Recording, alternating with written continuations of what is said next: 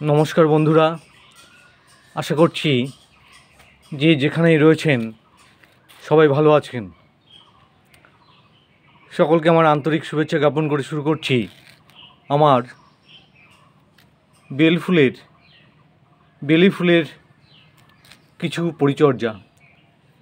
ফেব্রুয়ারি মাসের প্রথম সপ্তাহ শেষ হতে চলেছে। ঠিক এই সময়ে বেলি ফুলের বা জুঁই ফুল, এই সমস্ত ফুল গাছের কী কী খাবার দিতে হবে, কী কী সাধারণ পরিচর্যা করলে গাছে প্রচুর পরিমাণ ফুল হবে। আমরা জানি যে মার্চ মাসের দ্বিতীয় সপ্তাহের পর থেকেই বেলি ফুলে কুড়ি আসতে শুরু করে এবং সুন্দর সাদা ফুলে ভরে যায়। যেরকম সুগন্ধ সেরকম মনোমুগ্ধকর দৃষ্টিনন্দন।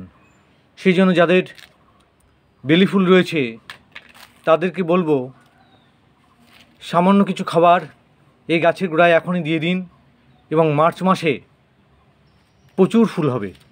মার্চ এপ্রিল এই সময়টায়, কারণ আমরা জানি যে শীত আমাদের রাজ্য থেকে প্রায় বিদায় মুখে এবং ঘন ঘন ঝঞ্ঝা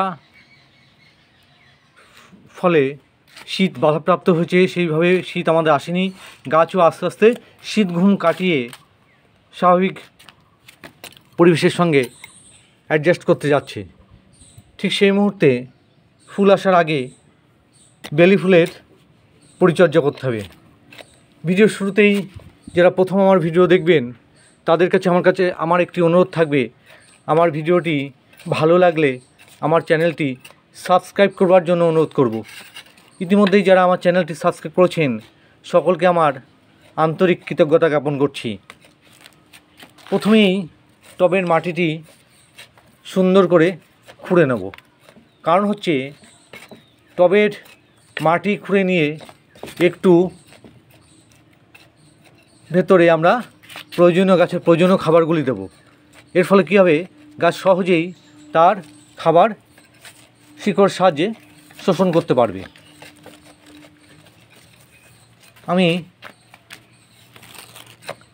এবং মাঝে মধ্যেই এই কাজটি কিন্তু করতে হবে। রুট ট্রিটমেন্ট, এটাকে বলা হয় রুট ট্রিটমেন্ট। যে গাছের যে টবের মাটি, সেই মাটিটি কিন্তু আমাদের জমাট বাঁধতে দেওয়া যাবে না। মাঝে মাঝেই এই নিংড়ানি দিয়ে বা অন্য কিছু দিয়ে, যার কাছে যা আছে তাই দিয়ে আমাদের কী করতে হবে, টবের মাটিটি খুঁড়ে দিতে হবে। বেলি ফুলে প্রচুর ফুল পেতে গেলে গাছটিকে কিন্তু সূর্যালোকে রাখতে হবে, পর্যাপ্ত সূর্যালোকে। দিনে 5 থেকে 6 ঘন্টা পর্যাপ্ত সূর্যালোক পায় এরকম পরিবেশে গাছকে রাখতে হবে। তাহলে কি হবে, গাছে প্রচুর ফুল আসবে। দ্বিতীয়ত, এই সময় যে জিনিসটি করতে হবে, করা যাবে না রিপটিং। কেউ কিন্তু টব পাল্টাবেন না। টব ছোটো হলে, আমার টব ছোটো, 8 ইঞ্চি টব, একে বড় টবে দেওয়া উচিত ছিল, কিন্তু আমি এখন রিপোর্টিং করতে পারবো না। তাহলে গাছে ফুল পর্যাপ্ত পরিমাণ হবে না এবং গাছ মারাও যেতে পারে।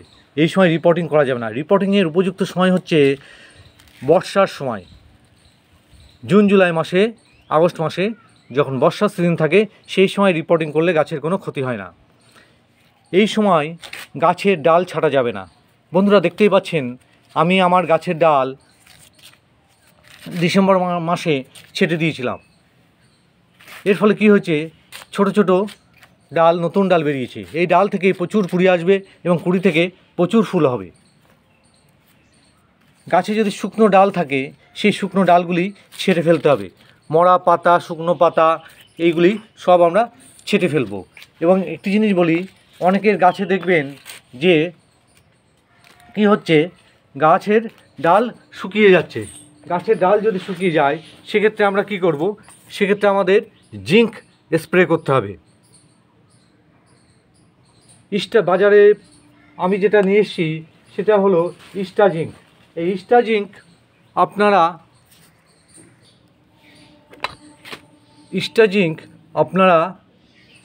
স্প্রে করবেন। স্প্রে করার সময় মনে রাখতে হবে যে ইস্টা জিঙ্ক 1 লিটার জলে 1 গ্রাম হিসাবে নিয়ে স্প্রে করব। এবং যখন স্প্রে করব সে সময়টা কিন্তু মনে রাখতে হবে যে একদম কুয়াশার মতো করে স্প্রে করতে হবে। তাহলে আমাদের গাছের যে শুকনো ডাল হচ্ছে, ডাল শুকিয়ে যাচ্ছে, সেই সমস্যা থেকে আমরা মুক্তি পাব এই জিঙ্ক স্প্রে করলে। প্রথম যখন স্প্রে করবেন তার 20 দিন বাদে আরেকবার স্প্রে করবেন, তাহলে গাছে শুকনো পাতা, শুকনো ডাল হবে না, গাছ সতেজ থাকবে, প্রাণবন্ত থাকবে। এবং কুড়ি ঝরে গেলে অনেক সময় দেখবেন যে গাছে প্রচুর কুড়ি এসছে, সেই সময় যদি গাছের কুড়ি ঝরে যেতে থাকে সেক্ষেত্রে আমরা বোরন স্প্রে করব, বোরন গোল্ড। এর মধ্যে রয়েছে বোরন 20%।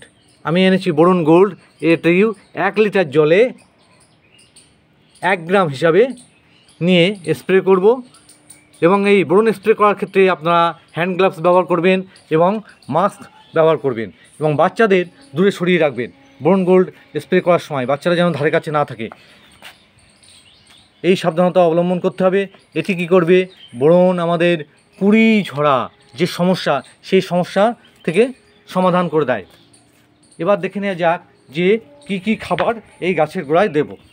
বেলি ফুলের সুন্দর ফুল পেতে আমি কি কি খাবার দেব। প্রথমেই বললাম যে একটু মাটি আমি তুলে নিচ্ছি, আপনারাও একই রকমভাবে একটু মাটি তুলে নেবেন।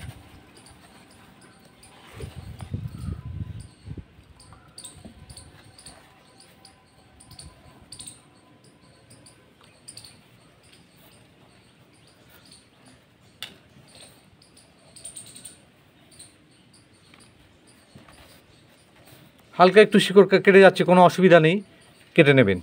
প্রথমে যে জিনিসটি নেব সেটি হলো ম্যাগনেসিয়াম সালফেট। দেখতে পাচ্ছেন বন্ধুরা, এই ম্যাগনেসিয়াম সালফেট হলুদ হলুদ চিনির মতো। এই জিনিসটি আমি 1 চা চামচ নেব, 1 চা চামচ। যাদের টব 12 ইঞ্চি তারা 1 চা চামচ নেবেন, বড় টব হলে 1.5 চামচ ব্যবহার করবেন। এপসাম সল্ট, এটি কী করবে, এটি সুন্দর করে নতুন শিকড় গজাতে সাহায্য করবে। শেষ প্রান্ত থেকে দেবেন। এপসাম সল্ট দিয়ে দিলাম, বা ম্যাগনেসিয়াম সালফেট, এটা 1 চামচ দিয়ে দিয়েছি। এরপর আমি একটি নিচ্ছি যেটি হলো সিএমএস দানা। এই সিএমএস দানা আপনারা 8 থেকে 10টি দানা দিয়ে দেবেন। সিএমএস দানা সারের দোকানে বললেই পাওয়া যাবে, এটি একটি অনুখাদ্য হিসাবে কাজ করে। 8-10টি দানা একদম শেষ প্রান্ত থেকে দিয়ে দিচ্ছি।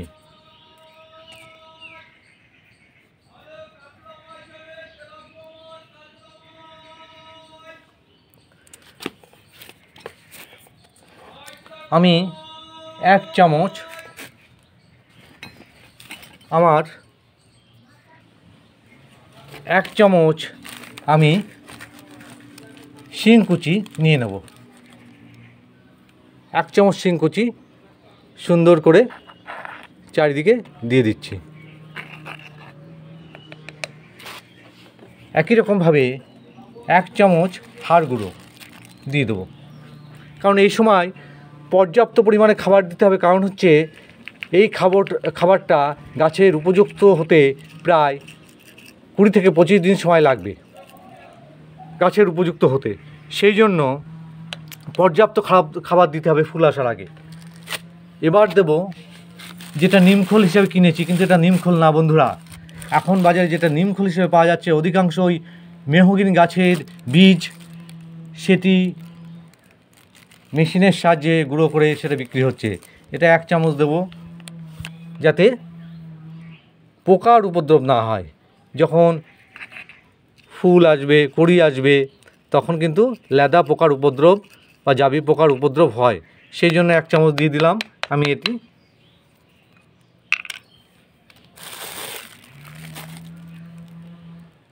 যে সারটি এই সময় পর্যাপ্ত পরিমাণে নাইট্রোজেন জাতীয় খাবারের গাছের প্রচুর দরকার, সেই জন্য আমি গোবর সার, পুরনো গোবর সার, 1 বছরের পুরনো গোবর সার, সেটি আমি 200 গ্রাম মতো দিয়ে দিচ্ছি বন্ধুরা। আপনারাও দিয়ে দেবেন। গোবর সার না থাকলে কাঁচা গোবর কিন্তু কখনোই দেবেন না। 1 বছর পুরনো না হলে ব্যবহার করবেন না। তাহলে আপনারা ভার্মি কম্পোস্ট ব্যবহার করতে পারেন, অথবা পাতা পচানোর যে সার সেটা ব্যবহার করতে পারেন। এটি গাছের একদম, এটি যত বেশি পরিমাণ দিন কোনো ক্ষতি নেই, গাছের ভালো হবে। আমি 1 চামচ খোল গুঁড়ো দিয়ে দিচ্ছি।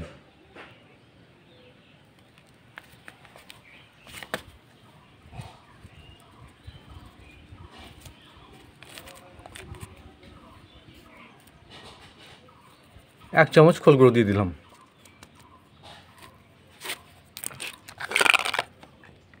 এবার আমি হিউমিক অ্যাসিড ব্যবহার করব। হিউমিক অ্যাসিড কি হয়, যে খাবারগুলি আমি টবের মাটিতে দিচ্ছি সেই খাবারগুলিকে নরম করে দেয় এবং মাটির সঙ্গে মিশে যায়, গাছ সহজেই শিকড়ের সাহায্যে প্রচুর খাবার সংগ্রহ করতে পারে, সালোকসংশ্লেষ বেশি হয়, গাছের শক্তি হয়, বৃদ্ধি হয় এবং প্রচুর পরিমাণে ফুল হয়। এই হিউমিক অ্যাসিড আমি 1 চিমটি নিয়েছি। 1 গ্রামের বেশি কিন্তু নেওয়া যাবে না বন্ধুরা, এটা কিন্তু খেয়াল রাখতে হবে। 1 চিমটে আমি নিয়েছি। এই হিউমিক অ্যাসিড দেখছেন একদম শেষ প্রান্ত থেকে 1 চিমটে হিউমিক অ্যাসিড আমি দিয়ে দিচ্ছি। এটি কি করবে, এই হিউমিক অ্যাসিড সমস্ত খাদ্যগুলিকে নরম হতে সাহায্য করবে এবং গাছ সহজেই তার খাদ্য শিকড়ের সাহায্যে সংগ্রহ করতে পারবে। এবং আরেকটি খাবার যেটি আমরা বাড়িতে ফেলে দিই, আমরা যে বাড়িতে চা পান করি সেই চায়ের খাড়া শুকিয়ে গুঁড়ো করে দেবেন। 1 মুঠো আমি এই চা পাতা, শুকনো চা পাতা গুঁড়ো ব্যবহার করবার পর আমরা যেটা ফেলে দিই সেটা আমি ব্যবহার করছি। এটি বেলফুল, বেলি ফুল, জুঁই ফুল এদের ক্ষেত্রে উত্তম খাবার হিসাবে কাজ করে, এই জাতীয় গাছের ক্ষেত্রে দিয়ে দিলাম। আরেকটি উপাদান ব্যবহার করব আমি, সেটি হলো এসএসপি বা সিঙ্গেল সুপার ফসফেট। এই সারটি কী করবে, এই সারটি মাটিকে নরম রাখতে সাহায্য করবে। এই জন্য এই সিঙ্গেল সুপার ফসফেট 1 চামচ আমি টবের মাটিতে চারিদিকে সুন্দর করে দিচ্ছি।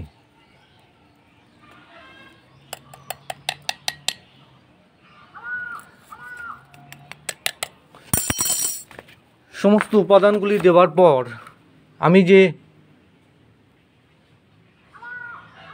মাটি নিয়েছিলাম সেই মাটিগুলি দিয়ে দেবো। তার আগে আমি আরেকটি রাসায়নিক সার ব্যবহার করব, সেটি হলো 10-26-26 সুফলা সার, বাজারে প্রচলিত সুফলা সার।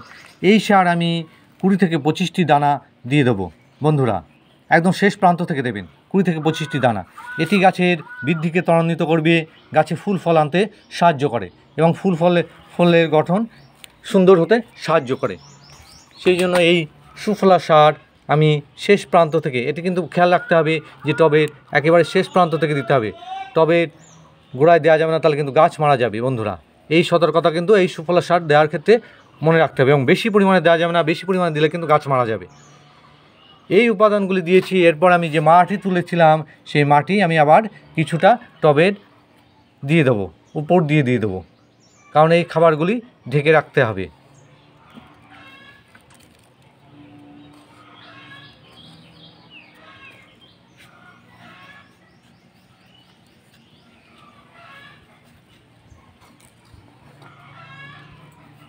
মাটি দিয়ে একে কী করবো, এবার পর্যাপ্ত জল দিয়ে দেবো। আপনারাও জল দিয়ে দেবেন। জল দিয়ে দিচ্ছি বন্ধুরা, সুন্দর করে জল দিয়ে দেবেন। এবার যে বিষয়টি লক্ষ্য রাখতে হবে যে ছত্রাকের উপদ্রব ঠেকাবার জন্য মাঝে মধ্যে এই সময় আমরা ফাঙ্গিসাইড ব্যবহার করব। কি ব্যবহার করব, যে কোনো ছত্রাকনাশক আপনারা ব্যবহার করতে পারেন। আমি সাপ ব্যবহার করি, 1 লিটার জলে 2 গ্রাম হিসাবে আমরা ব্যবহার করব। প্রথম ডোজ ব্যবহার করবার ক্ষেত্রে আমি আজই ব্যবহার করব এবং পরবর্তীতে 15 থেকে 20 দিন বাদে আবার ব্যবহার করবেন। এবং কচি পাতা এসে এই সময় গাছে লেদা পোকার উপদ্রব হয়, সেই উপদ্রব প্রতিহত করবার জন্য আমি নিম তেল ব্যবহার করব। এই সময় অন্য কোনো রাসায়নিক তেল ব্যবহার করব না। অন্য কোনো রাসায়নিক তেল ব্যবহার করলে কচি পাতা পুড়ে যেতে পারে, নষ্ট হয়ে যেতে পারে। সেই জন্য নিম তেল 1 লিটার জলে 2 ml হিসাবে নিয়ে একটু ডোজ কম দিয়ে আপনারা ব্যবহার করবেন। প্রথম ডোজ ব্যবহার করার পর 20 দিন বাদে আবার ব্যবহার করবেন প্রয়োজন অনুসারে। প্রয়োজন না হলে দরকার নেই। গাছের পাতাগুলো দেখবেন যে জাবি পোকা বা লেদা পোকার উপদ্রব হয়েছে কিনা এইভাবে। এবং যখন কুড়ি আসবে, কুড়ি আসার আগে মুহূর্তে মার্চ মাসের প্রথম সপ্তাহে আমি একটি জিনিস এই গাছে স্প্রে করব, সেটি হচ্ছে পিজিআর মিরাকুলান, বা আপনারা অন্য কোনো পিজিআর ব্যবহার করতে পারেন। এটি নেব আমি 1 লিটার জলে 6 থেকে 8 ফোঁটা নিয়ে ব্যবহার করব এবং কুড়ি আসার আগে স্প্রে করব এবং তার 20 দিন বাদে আর একবার স্প্রে করব। বন্ধুরা, এই ছিল সামগ্রিকভাবে বেলি ফুলের সামগ্রিক পরিচর্যা, এবং গাছটিকে আমি পর্যাপ্ত সূর্যালোকে রেখে দেবো। আপনারাও ঠিক একই রকমভাবে পরিচর্যা করুন, সকলের গাছে প্রচুর ফুল হবে। সকলে ভালো থাকবেন, সুস্থ থাকবেন। নতুন ভিডিওতে দেখা হবে। সকলের প্রতি শুভেচ্ছা জানিয়ে শেষ করছি। ধন্যবাদ বন্ধুরা।